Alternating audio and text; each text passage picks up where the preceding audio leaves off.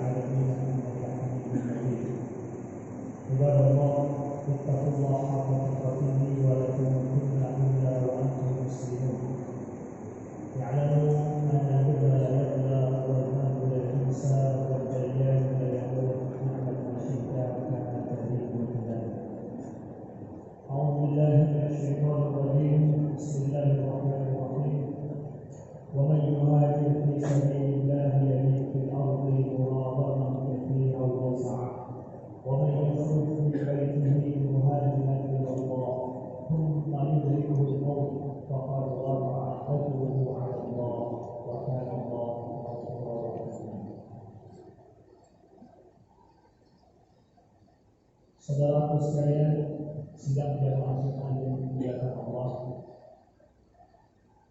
Awal daripada Muharram ini dan di hari Tasyrik pada hari ini kita masih merayakan perayaan Tahun Baru Islam yang semua kita umat Islam seyogyanya dan semestinya untuk menyadari bahwa awal daripada tahun ini, awal daripada tahun baru, ada semangat baru, ada harapan baru dalam kehidupan kita. Di tengah kondisi kita yang nampak semakin sempit dengan wabah corona saat ini, yang semua kita merasa ada imbasnya, semua kita merasa ada kekurangan dan terdampak daripada corona ini. Bukan cuma kita, tetapi seluruh manusia seluruh dunia pada hari ini merasakan dampaknya.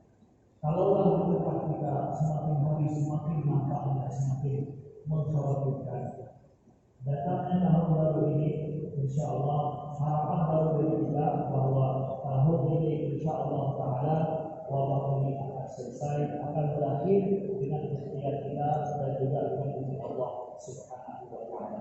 Hubungan antara identitas kita seorang Muslim di Aceh atau identitas keislaman Aceh dan hubungannya dengan hijrah Nabi Sallallahu Alaihi Wasallam yang ingin kami sampaikan. Bercermin kepada sejarah dan kehidupan Rasulullah Sallallahu Alaihi Wasallam pada tahun ke-5 Hijriah, pada tahun ke-5 Hijriah, ketika Nabi masih di Makkah, baru 5 tahun Nabi berdakwah. Nabi perintahkan sebahagian para sahabat untuk berangkat berhijrah ke negeri atau Ethiopia saat ini. Karena di sana ada raja yang tidak menzalimi rakyatnya dan dia melindungi siapa saja yang tinggal bersamanya. Dari seluruh begitu, maka gelombang hijrah pertama ke Habsyah tersebut adalah 12 orang laki-laki dan ada 4 orang perempuan. Kemudian beberapa saat setelah itu datang gelombang kedua hijrah dari Mekah menuju Ethiopia. Itu harus menyeberangi laut. Itu ada 83 laki-laki dan ada 18 perempuan. Jadi dua gelombang hijrah dari Mekah menuju ke Madinah. Kenapa mereka, para sahabat di awal harus hijrah? Sebenarnya kalau seandainya mereka ingin kenikmatan hidup lebih aman, lebih nyaman, ya jadilah seperti orang Mekah kebanyakan. Orang Mekah kebanyakan seperti apa? Menyembah berhala, kemudian minuman keras, kemudian memabukkan, mereka berjudi, membeli nasib dengan anak bahan. Mereka menyembah berhala dan agama syirik. Tapi Rasulullah SAW mengajak bangsa Mekah pada saat itu di pertama dakwah beliau untuk menyembah Allah Subhanahu wa taala, untuk silaturahmi, untuk berkata yang jujur, tidak boleh makan bangkai, tapi makanan yang halal. Diharapkan makan makanan, diharapkan makan harta orang lain, diharapkan makan harta anak yatim, dan disuruh untuk menyembah Allah Subhanahu wa taala. Jadi betul-betul ajakan Nabi adalah kepada arah keyakinan baru dalam hidup, arah keyakinan yang berbeda dengan mainstream, dengan kebanyakan orang pada saat itu. Kalau seandainya kita manusia ini hidup memang menginginkan kenyamanan dalam hidup tanpa menginginkan suatu pengorbanan apapun, maka menjadi kebanyakan orang setiap masa itu adalah masa ataupun kondisi paling aman. Jadilah kita perlu mengajar supaya jangan pernah susah dalam hidup. Tetapi Anda tidak punya identitas. Maka atas dasar identitas inilah para sahabat siap mereka menjadi anti mainstream, anti dari kebanyakan orang. Siap. Kalau seandainya kami tidak dihargai di tempat ini, kami siap berhijrah ke tempat lain. Apakah para sahabat berhijrah dulu, baik ke Habsyah kemudian juga ke Madinah? Itu mereka berhijrah mencari aman. Dan berpikir bahwa ekspedisi berhijrah itu mencari aman. Tidak ada rasa aman dan rasa mudah juga dari orang lain. Pengorbanan juga sangat sulit untuk tinggal di negeri orang. Apa yang mereka dapatkan dan apa yang mereka rasakan, pengorbanan mereka saja yang berbeda. Kalau di Mekah mereka harus tahan penderitaan, penyiksaan, maka di sana mereka menderita jauh daripada keluarga, kemudian susah hidup di negeri orang, tidak ada yang menjamin hidup mereka secara ekonomi juga.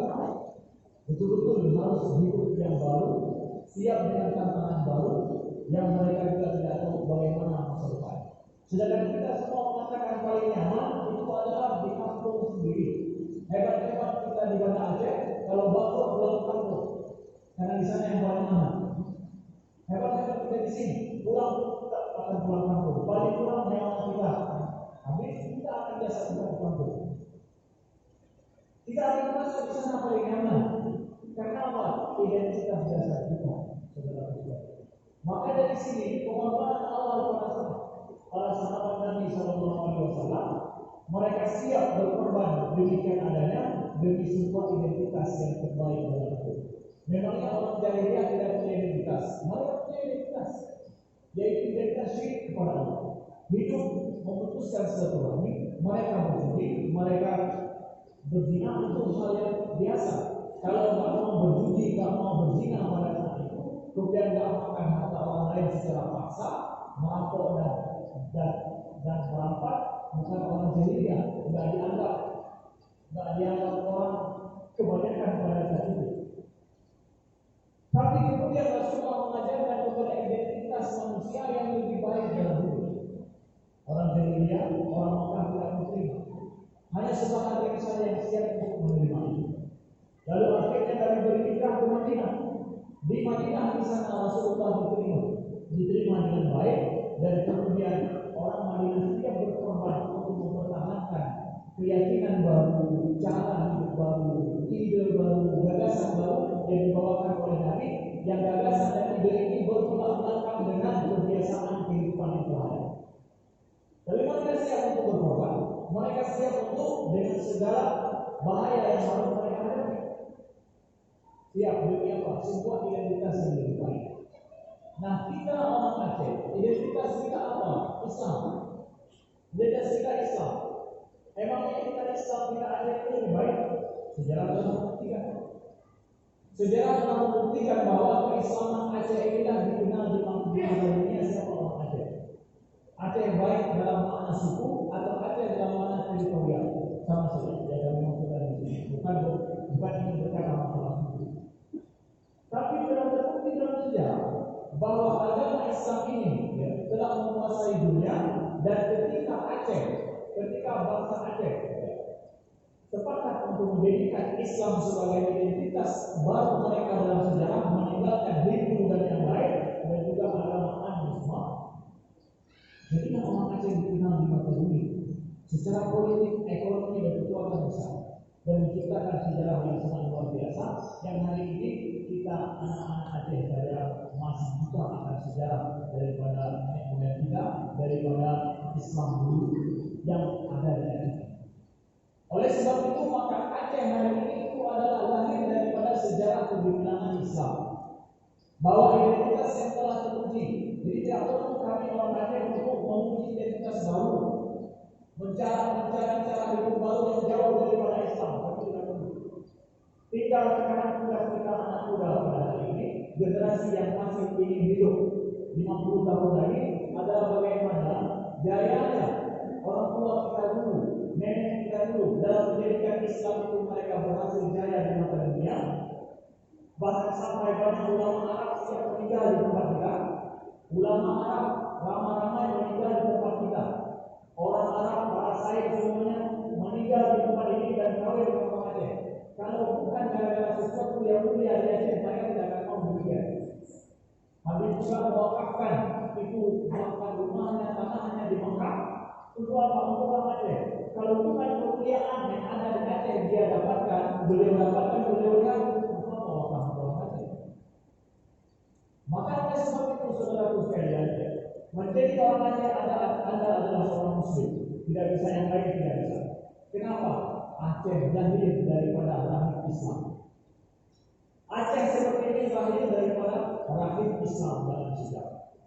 Maka orang yang menjaga identitas agama Islam di Aceh ini dengan baik, maka dia telah menjaga bangsa dan bangsa, menjaga tanah airnya juga. Karena Islam di Aceh telah menjadikan Islam di Nusantara.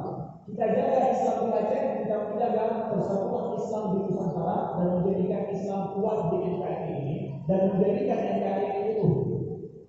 Sebaliknya, orang yang ingin melumpuhkan identitas Islam dan tidak peduli identitasnya, sama dengan melumpuhkan persatuan NKRI, dan juga sama dengan dia menghapus Aceh daripada dirinya dalam hidupnya. Jaga identitas, Anda menjaga negara. Anda tidak menjaga identitas, kita tidak mau menjaga identitas, maka sama dengan kita melumpuhkan negara ini. Kenapa? Karena negara ini lahir daripada perjuangan para ulama, perjuangan daripada para ulama dulu dalam agresi kolonialisme yang sangat kuat pada saat itu. Bayangkan ketika penjajah Belanda datang ke negeri kita, Jepang juga datang ke negeri kita. Yang paling enak adalah bersekutu dengan yang paling kuat. Itu aman. Bersekutulah dengan orang yang paling kuat, Anda aman. Tapi melawan orang paling kuat itu perlu pertanyaan. Kenapa siap Anda melawan orang yang paling kuat? Nyawa Anda akan murah harganya. Karena identitas dan agama. Tidak ada anak musik di Tiro, Panglima Poleng menginginkan daripada anak beliau nanti jadi gubernur berkuasa dia. Tidak ada. Mereka hanya menginginkan bahwa dalam peperangan terhadap penjajah itu adalah Islam, agama ini terjaga di Aceh. Inilah identitas kita. Maka kita yang lahir dari ini, kita yang merasa tenang tinggal di Aceh, karena hasil daripada ulama dulu. Orang tua kita dulu siap mereka untuk menjaga identitas keislaman ini. Maka kalau tidak, di sini akan kita dapatkan dalam orang Belanda, kita semua keturunan Belanda campur baur. Kenapa? Dan agama kita sudah tidak ada di dalam. Itulah pentingnya, maka kita katakan jaga identitas, kita menjaga NKRI, kita menjaga negara kita.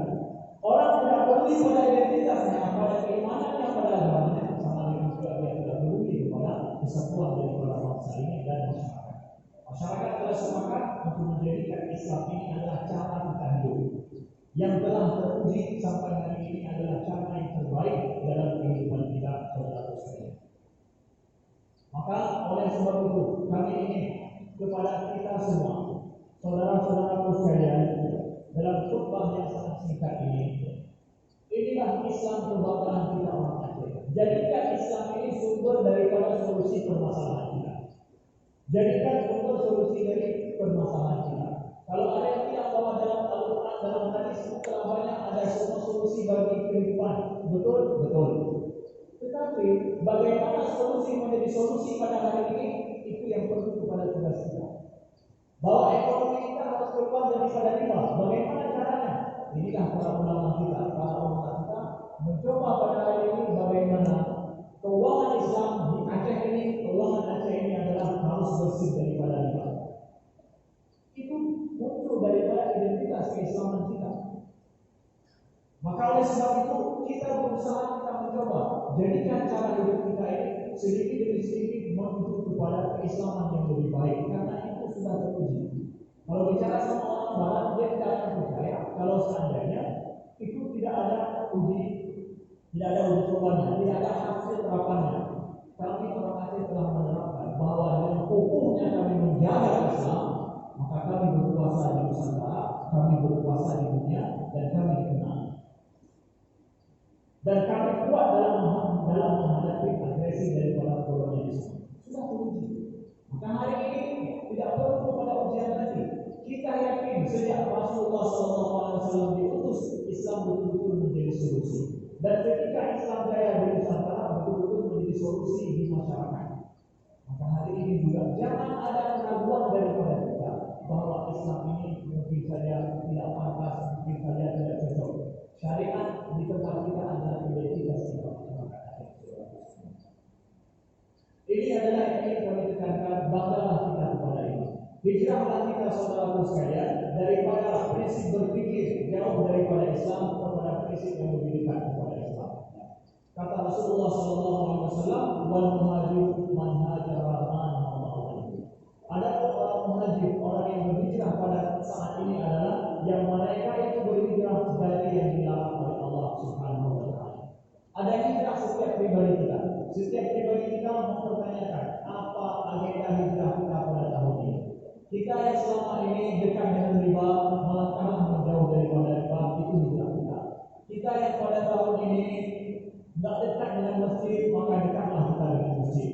Maka kita yang masih meninggalkan sholat, hari-hari tidak pergi dengan sholat, maka hendaklah kita, hijrah kita adalah sedikit demi sedikit mendekatlah dan jaga sholat itu sebagai identitas kehidupan kita. Kita yang selama ini dalam berdagang tidak peduli dengan bayar zakat, saudara sekalian, kewajiban itu, maka pedulilah terhadap zakat daripada harta perdagangan kita. Setiap kita ada hijrah untuk meninggalkan setiap yang dilarang oleh Allah dari tahun sampai selanjutnya, saudara sekalian. Dan di akhir jumpa yang singkat ini, kami ingin sampaikan, mumpung kami berada di atas mimbar ini, masalah besar dalam masyarakat juga yang sangat sulit pada saat ini adalah anak-anak muda kita kembali kepada disibukkan dengan masalah ini. Kami sampaikan dalam mimbar ini karena di sini ada walul amr, di sini juga ada orang tua, begitu juga anak-anak. Hari ini perjudian dulu itu sudah berpindah hanya di tangan kita. Game yang dimainkan hari ini itu adalah ada perjudian di situ. Hanya dalam buruk sekali dulu, hanya 1 jam 5 jam, 2 juta 3 juta hilang uang daripadanya. Hanya apa? Gambling dengan game yang dia main. Cukup hanya sekedar subscribe, kemudian hanya pusat saja, kemudian nanti kemungkinan akan dapat uang. Beli chip, setelah beli chip kemudian Anda bisa gambling, bisa main judi. Hanya dengan sekedar hanya satu tangan saja yang bergerak, Anda kemudian akan untung. Tidak ada saudaraku sekalian dalam berjudi itu orang kaya. Tidak ada. Allah berfirman dalam Al-Quran dalam surah Al-Maidah surah 11. Ya ayyuhalladzina amanu innamal khamru wal maisiru wal ansabu wal azlam rijsun min 'amali syaitan fajtanibuh. Wahai orang-orang yang beriman, sesungguhnya khamar, berjudi, wal ansab, kemudian membeli untuk berhala, wal azlam, mengombinasi dengan anak-anak, rijsun min 'amali syaitan, najis daripada perbuatan syaitan. Fajtanibuh la'allakum tuflihun.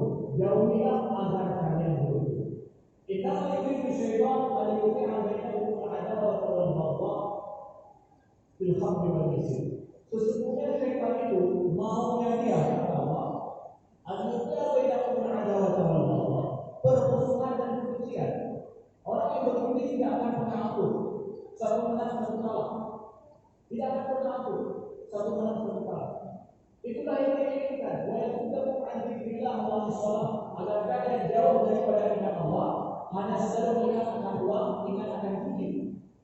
Karena kalau sudah kalah, ingin supaya menang. Kalau sudah menang, ingin menang lagi. Terus begitu.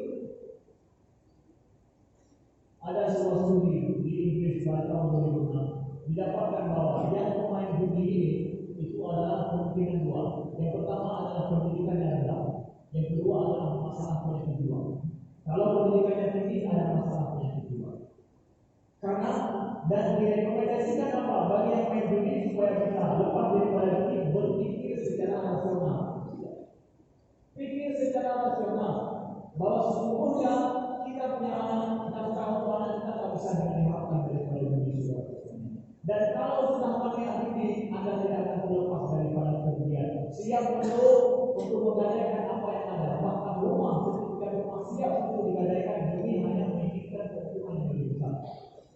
Maka sebelum terjadi ini, saudara sekalian, jangan menolong, jangan membantu perjudian ini ada di tempat kita. Untuk kelompok yang membuka kedai kopi kafe, sesungguhnya Anda kalau menjual chip itu adalah hal hukumnya tidak halal. Mendapatkan daripada chip game yang disitu orang akan berjudi atau bahkan game secara umum bagi anak-anak kita pada hari ini.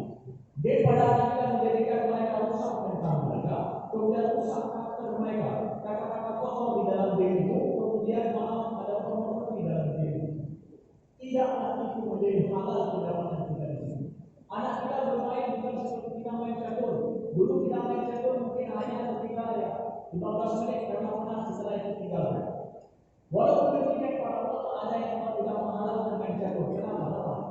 Hari ini anak main game juga ada main game 15 menit. Tetapi dia akan main game berjam-jam berhari-harinya dengan itu. Lebih naas lagi mereka tidak bermalam karena pada tengah malam ada kue yang lebih besar. Mereka akan terus begitu. Yang untuk siapa? Perusahaan judi dan perusahaan game ini dan semua dari luar. Saudara sekalian, jangan rusak generasi anak-anak kita.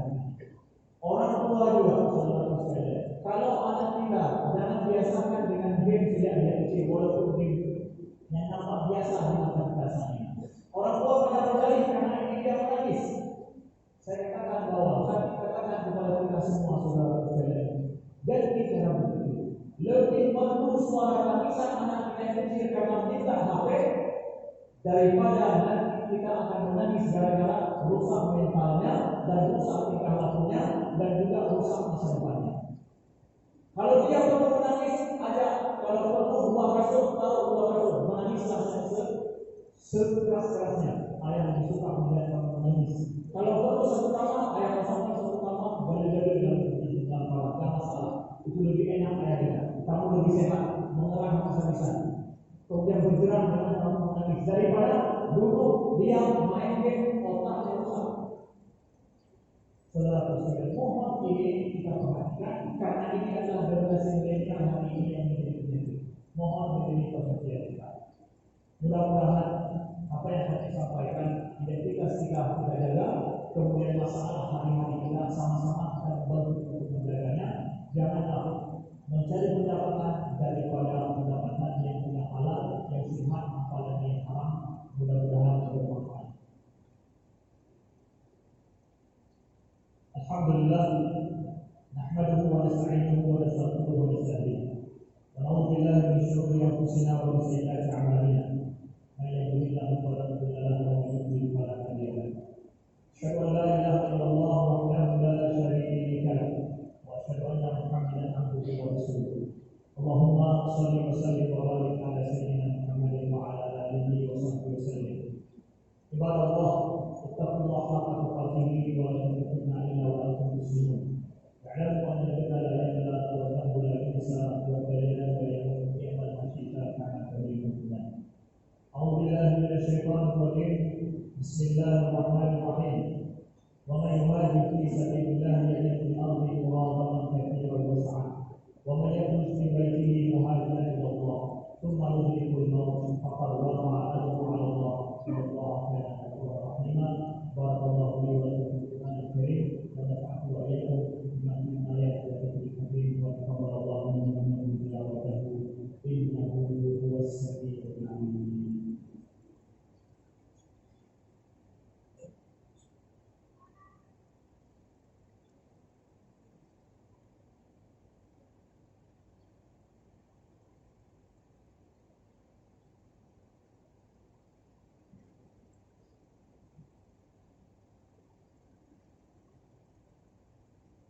Alhamdulillah الواحد الأحد الفرد الصمد لم يلد ولم يولد ولم يكن له كفوا أحد. أشهد أن لا إله إلا الله وحده لا شريك له وأشهد أن محمدا عبده ورسوله. اللهم صل على محمد وعلى آل محمد كما صليت على إبراهيم وعلى آل إبراهيم وبارك على محمد وعلى آل محمد كما باركت على إبراهيم وعلى آل إبراهيم في العالمين إنك حميد مجيد. عباد الله اتقوا الله حق تقاته ولا تموتن إلا وأنتم مسلمون. اعلموا أن الهدى لدى الله لا ينسى والبيان لا يضل من الشفاء مع تبين الهدى. أعوذ بالله من الشيطان الرجيم. بسم الله الرحمن الرحيم. قل هو الله أحد الله الصمد لم يلد ولم يولد ولم يكن له كفوا أحد. اللهم اغفر للمسلمين والمسلمات والمؤمنين والمؤمنات الأحياء منهم والأموات برحمتك يا أرحم الراحمين. اللهم اشف مرضانا ومرضى المسلمين وارحم موتانا وموتى المسلمين. اللهم ارفع عنا البلاء والوباء والفحشاء والمنكر ما ظهر منا وما بطن من بلدنا هذا خاصة ومن بلدان المسلمين عامة إنك على كل شيء قدير. اللهم إنا نعوذ بك من جهل البلاء ودرك الشقاء وسوء القضاء وشماتة الأعداء. اللهم انصر إخوان المسلمين في فلسطين وانصر إخوان المسلمين في سوريا وانصر إخوان المسلمين في ليبيا وانصر إخوان المسلمين في اليمن وانصر إخوان المسلمين في الصين وانصر إخوان المسلمين